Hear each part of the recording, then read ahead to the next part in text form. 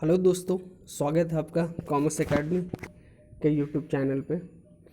आज के वीडियो में हम लोग बात करेंगे प्रबंध के सिद्धांत की, साथ ही साथ हेनरी फेयोल के द्वारा जो प्रबंध के सिद्धांत हैं उनको डिस्कस किया जाएगा।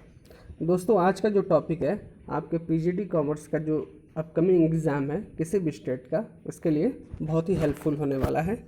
तो चलिए हम लोग बढ़ते हैं अपने टॉपिक की तरफ। हमारा जो पहला टॉपिक है आज का वो है प्रबंध के सिद्धांत यानी प्रिंसिपल्स ऑफ मैनेजमेंट। अब हम लोग सबसे पहले समझते हैं कि प्रबंध के सिद्धांत होते क्या हैं, फिर उसके बाद हेनरी फेयोल के जो 14 प्रिंसिपल्स ऑफ मैनेजमेंट है उनके बारे में डिस्कस किया जाएगा। प्रबंध के सिद्धांत वे आधारभूत सत्य हैं यानी फंडामेंटल ट्रूथ हैं जो प्रबंधकों को निर्णय लेने और कार्रवाई करने के लिए दिशा निर्देश देने में मदद करते हैं। यानी प्रिंसिपल्स ऑफ मैनेजमेंट जो है वो एक ऐसा फंडामेंटल ट्रूथ है जो किसी भी मैनेजमेंट को उसकी एक्टिविटी करने के लिए, यानी एक प्रबंधक के जो भी कार्य होते हैं उन कार्यों को करने के लिए क्या करता है, एक गाइडलाइन का काम करता है। ठीक है, एक गाइड का काम करता है। ठीक है, और उस गाइड के आधार पे मैनेजमेंट क्या करती है, अपनी सारी क्रियाओं को करती है। तो प्रिंसिपल्स ऑफ मैनेजमेंट क्या करता है कि जो भी मैनेजरियल एक्टिविटीज़ होती हैं उसके लिए क्या करता है, डायरेक्शन देना होता है। ठीक है, अब जैसे मैनेजमेंट के बहुत सारे काम होते हैं, जैसे मैनेजमेंट का एक काम योजना बनाना यानी प्लानिंग होता है।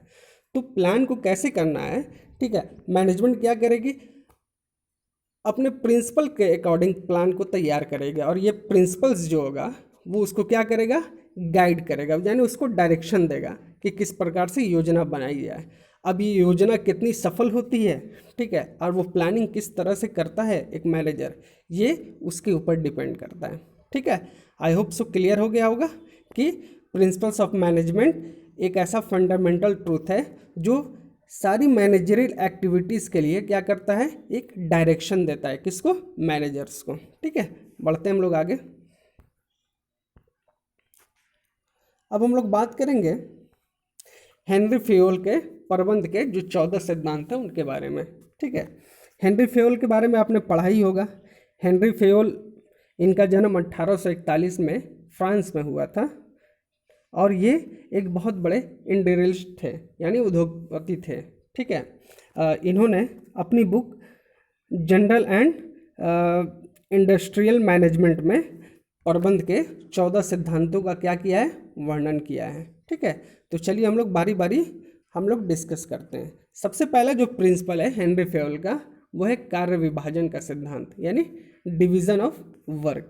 ठीक है, अब देखिए हेनरी फेयोल के अनुसार किसी भी संस्था में जो काम करने वाले कर्मचारी हैं उन कर्मचारियों के बीच काम का बंटवारा होना चाहिए। ठीक है, और ये काम का बंटवारा किस प्रकार से हो, तो जो भी कर्मचारी जिस काम को करने में योग्य है, सक्षम है, उस कर्मचारी को वही काम मिलना चाहिए। ठीक है, इससे क्या होगा कि सही समय पर किसी भी उपक्रम में सारे काम भी हो जाएंगे और कर्मचारियों को काम करने में दिल भी लगेगा, क्योंकि जो जिसमें उनकी रुचि है या जिस काम के लिए वो योग्य हैं वही काम उनको करना पड़ रहा है। ठीक है, चलिए हम लोग अगले पॉइंट की तरफ बढ़ते हैं। दूसरा जो सिद्धांत है अधिकार और उत्तरदायित्व का सिद्धांत है यानी अथॉरिटी एंड रिस्पॉन्सिबिलिटी। अब फेयोल ने कहा है कि उत्तरदायित्व और सत्ता जो होता है उसके बीच क्या होता है, गहरा संबंध होता है। ठीक है, यानी अधिकारी अपने उत्तरदायित्व को तभी निभा सकेगा, यानी जो भी अथॉरिटी है वो अपनी रिस्पॉन्सिबिलिटी को तभी निभा सकेगा जब तक से उसको क्या ना मिल जाए, सत्ता मिल जाए। सत्ता यानी पावर। ठीक है, जैसे एक संस्था में किसी भी व्यक्ति को एक प्रबंधक के रूप में नियुक्त किया गया यानी मैनेजर के रूप में सिलेक्ट किया गया, तो एक मैनेजमेंट की जो रिस्पॉन्सिबिलिटी होती है उस रिस्पॉन्सिबिलिटी को तभी वो पूरा कर पाएगा जब तक से उसको क्या ना मिल जाए, पावर मिल जाए। यानी सत्ता जब होगा तभी एक अधिकारी अपने उत्तरदायित्व को पूरा कर पाएगा। चलिए हम लोग अगले पॉइंट की तरफ बढ़ते हैं, अनुशासन का सिद्धांत।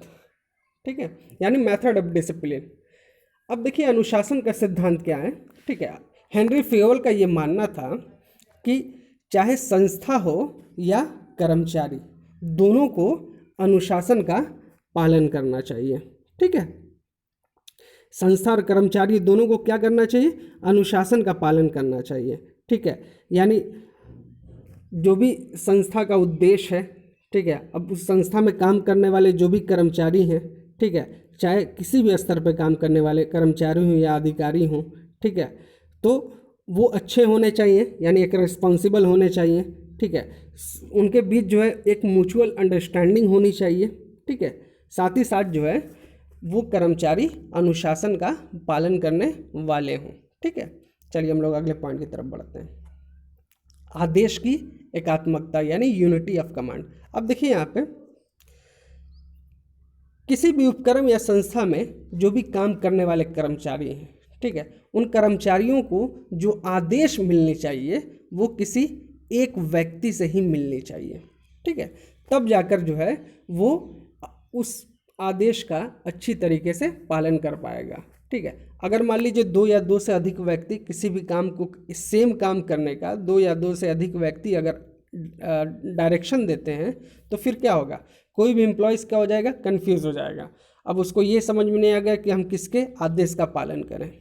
ठीक है, तो इसलिए जो डायरेक्शन होनी चाहिए वो किसी एक व्यक्ति के द्वारा ही कर्मचारियों को मिलनी चाहिए। ठीक है, हम लोग बढ़ते हैं अगले पॉइंट की तरफ। जो अगला पॉइंट है वो है निर्देश की एकात्मकता, यूनिटी ऑफ डायरेक्शन। चलिए इसके बारे में बात कर लेते हैं। फेयोल का ये मानना था कि जो भी क्रियाएं होती हैं, ठीक है, उन क्रियाओं को करने के लिए जो भी समूह बनाए, यानी जो भी एक्टिविटी होती है किसी भी संस्था में, उस एक्टिविटी को करने के लिए जो भी ग्रुप बनाया गया है, ठीक है, उन सारे ग्रुप के लिए एक ही योजना होनी चाहिए। ठीक है, जैसे मान लीजिए कि एक संस्था में कोई भी काम कर्मचारियों के द्वारा किया जा रहा है। अब उस काम को करने के लिए एक टीम बनाई गई है। ठीक है, तो जो भी टीम बनाई गई है उन सारी टीम के लिए जो भी प्लान हो वो एक प्लान हो, और उसी एक प्लान के आधार पे, ठीक है, वो पूरी टीम क्या करे, काम करे, तब जाकर अच्छी तरीके से उस कार्य को कंप्लीट किया जा सकता है। ठीक है, चलिए हम लोग बढ़ते हैं अगले पॉइंट की तरफ। व्यक्तिगत हितों की अपेक्षा सामान्य हितों की अधीनता, यानी subordination of individual interest to general interest. अब देखिए यहाँ पे हेनरी फेयोल का ये मानना था कि जो भी प्रबंधक होते हैं, यानी जो मैनेजमेंट होते हैं, उनकी ये जिम्मेदारी है कि वो किसी सिर्फ व्यक्तिगत हितों के बारे ही में ना सोचें, बल्कि सामान्य हितों के बारे में सोचें। ठीक है, अब यहाँ पे देखिए तो संस्था में जो काम हो, ठीक है, वो व्यक्तिगत हितों के लिए ना हो बल्कि सामान्य हितों के लिए हो। ठीक है, हम लोग अगले पॉइंट की तरफ बढ़ते हैं, कर्मचारियों के पारिश्रमिक। अब देखिए यहाँ पे जो 7वां सिद्धांत है वो क्या है, रेम्यूनरेशन ऑफ पर्सनल। इसके अंतर्गत हेनरी फेयोल का ये मानना था कि किसी भी संस्था में जो काम करने वाले कर्मचारी हैं उनको सही समय पर रेम्यूनरेशन यानी पारिश्रमिक मिलना चाहिए। साथ ही साथ अगर कोई भी कर्मचारी बहुत अच्छा निष्पादन कर रहा है, बहुत अच्छा परफॉर्मेंस कर रहा है, ठीक है, उसका योगदान बहुत अच्छा है बाकी की तुलना में, तो उसके लिए क्या हो, उसके लिए मौद्रिक या अमौद्रिक प्रेरणा भी मिलनी चाहिए उसको। समझ गए, जैसे उसकी सैलरी इंक्रीज कर जाए या उसको किसी दूसरी तरीके से रिवॉर्ड दिया जा सकता है, उसको सम्मानित किया जा सकता है। हम लोग अगले पॉइंट की तरफ बढ़ते हैं। 8वां सिद्धांत जो है हेनरी फेयोल का वो है केंद्रीकरण और विकेंद्रीकरण, यानी सेंट्रलाइजेशन और डिसेंट्रलाइजेशन। इसके अंतर्गत हेनरी फेयोल ने यह बताया है कि जब किसी भी अधिकारी पर, ठीक है, कार्यभार ज़्यादा हो जाए, यानी जो भी अथॉरिटी है उसके पास, उसके ऊपर वर्कलोड अगर ज़्यादा हो जाता है, तो ऐसे केस में वो क्या कर सकता है कि अपना जो कार्यभार है यानी वर्कलोड है उसको, जो भी उसका सबऑर्डिनेट है यानी जो भी उसके अधीनस्थ है, उसको हस्तांतरित कर सकता है, उसको ट्रांसफ़र कर सकता है। अगले पॉइंट की तरफ बढ़ते हैं। सोपान श्रृंखला यानी स्केलर चेन। अब देखिए यहाँ पे जो नौवां सिद्धांत है वो है सोपान श्रृंखला। इसके अंतर्गत हेनरी फेयोल का ये कहना था कि जो भी पदाधिकारी हैं और जो भी संस्था में काम करने वाले कर्मचारी हैं, ठीक है, उनके बीच सीधा संपर्क होना चाहिए, यानी एक डायरेक्ट रिलेशन होना चाहिए।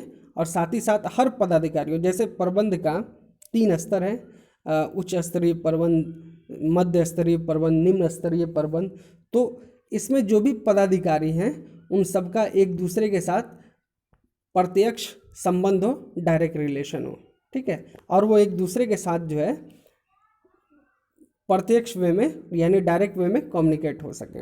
अगले पॉइंट की तरफ हम लोग बढ़ते हैं, व्यवस्था या क्रमबद्धता का सिद्धांत। अब देखिए यहाँ पे इस सिद्धांत के अंतर्गत सामग्री और कर्मचारी सभी की व्यवस्था की जाती है। फेयोल का ये मानना था कि जो भी काम करने वाले कर्मचारी हैं या संस्था में यूज होने वाले जो भी वस्तुएं हैं या उपकरण हैं उनको सही जगह होना चाहिए, यानी कि संस्था में काम करने के लिए जो भी वस्तुओं का प्रयोग किया जाता है उस वस्तु को जिस स्थान पे होना चाहिए उस स्थान में उसका होना अनिवार्य है। साथ ही साथ एक काम करने वाले कर्मचारी को जिस जगह अपने कार्यभार को निभाना है उसको वहाँ पर उपस्थित होना चाहिए। हम लोग अगले पॉइंट की तरफ बढ़ते हैं, समता का सिद्धांत यानी प्रिंसिपल्स ऑफ इक्विटी। ये 11वां प्रिंसिपल्स है हेनरी फेयोल का। इस सिद्धांत के अंतर्गत प्रबंधकों को अपने अधीनस्थों के साथ व्यवहार करते समय न्याय और उदारता का प्रदर्शन करना चाहिए। यानी इस सिद्धांत के अंतर्गत जो भी प्रबंधक हैं और उनके जो भी सबॉर्डिनेट्स हैं, यानी उनके जो भी अधीनस्थ हैं, तो मैनेजर को अपने सबॉर्डिनेट्स के साथ उनका जो बिहेवियर हो वो कैसा हो, जस्टिस हो, यानी वो जो है न्याय के साथ उनके साथ व्यवहार कर रहे हो, उनके साथ न्याय बरत रहे हो। साथ ही साथ एक मैनेजर का अपने सबॉर्डिनेट्स के प्रति क्या होना चाहिए, काइंडनेस होना चाहिए, ठीक है, जिससे कि उनमें सद्भावना और सहयोग बना रहे, ठीक है। यानी एक मैनेजमेंट की जिम्मेदारी होती है कि वो अपने सबॉर्डिनेट्स या उसके अंदर काम करने वाले जो भी कर्मचारी हैं उसके साथ न्याय बरते, साथ ही साथ उसके साथ उदारता होनी चाहिए ताकि एक दूसरे के साथ सद्भावना बनी रहे, ठीक है। हम लोग अगले पॉइंट की तरफ बढ़ते हैं, कर्मचारियों के कार्यकाल में स्थायित्व। अब यहाँ पे देखिए इस सिद्धांत के अंतर्गत हेनरी फेयोल का ये मानना था कि जो भी संस्था में काम करने वाले कर्मचारी हैं उनका जो कार्यकाल होना चाहिए वो स्थायित्व होना चाहिए, यानी जितना समय काम किसी भी कर्मचारी को देना चाहिए उतना उनको मिलना चाहिए, ठीक है, ना तो उससे कम हो ना तो उससे ज़्यादा हो, ठीक है। अगर सपोज जो है कर्मचारियों को कम काम मिल रहा है, कम काम मिलने की वजह से उनको जो है कम वेजेस मिल रहा है, तो फिर वो क्या होगा, फिर वो दूसरी नौकरी को तलाश करना शुरू कर देंगे, ठीक है, या फिर वो क्या हो जाएंगे, बहुत ही सुस्त और लेज़ी हो जाएंगे, जिससे जो भी संस्था का उद्देश्य है उसको प्राप्त करने में बहुत सारी कठिनाइयों का सामना करना पड़ेगा, ठीक है। हम लोग अगले पॉइंट की तरफ बढ़ते हैं जो है पहल क्षमता यानी इनिशिएटिव, पहल क्षमता का सिद्धांत। इसके अंतर्गत कर्मचारियों को किसी योजना को प्रस्तावित करने और उसका क्रियान्वयन करने की स्वतंत्रता से है। यानी हेनरी फेयोल का जो ये मानना था कि किसी भी संस्था में जो काम करने वाले कर्मचारी हैं, ठीक है, उनको स्वतंत्रता मिलनी चाहिए कि वो अपने हिसाब से काम कर सकें, ठीक है। अब यहाँ पे जो भी प्रबंधक हैं, ठीक है, उनके अंदर किसी भी प्रकार का ईगो या एटीट्यूड ना हो अपने पोस्ट को लेकर, ठीक है, और साथ ही साथ जो है जो भी काम करने वाले एम्प्लॉयज़ हैं, ठीक है, उनको ये आज्ञा मिलनी चाहिए कि वो अपने अकॉर्डिंग काम कर सके, साथ ही साथ जो है वो अपने जो सीनियर्स हैं उनको क्या करें, एडवाइस भी कर सके अगर उनके पास कोई अच्छा एडवाइस हो तो। ठीक है, चलिए हम लोग अगले पॉइंट की तरफ बढ़ते हैं। जो हमारा लास्ट पॉइंट है वो क्या है, सहयोग की भावना, स्पिरिट द कॉर्प्स। ठीक है, फेयोल ने सहयोग के साथ काम करने की भावना पर बल दिया है। यानी हेनरी फेयोल का ये मानना था कि जो भी काम करने वाले अधिकारी हैं या कर्मचारी हैं, सबका एक दूसरे के साथ सहयोग की भावना हो, और जब सहयोग की भावना होगी तो ही जो भी संस्था का लक्ष्य होगा उसको जल्दी और आसानी से प्राप्त किया जा सकेगा। तो दोस्तों ये था हेनरी फेयोल का 14 प्रबंध का सिद्धांत, जिसके बारे में हम लोगों ने डिस्कस किया। आज के क्लास में बस इतना ही।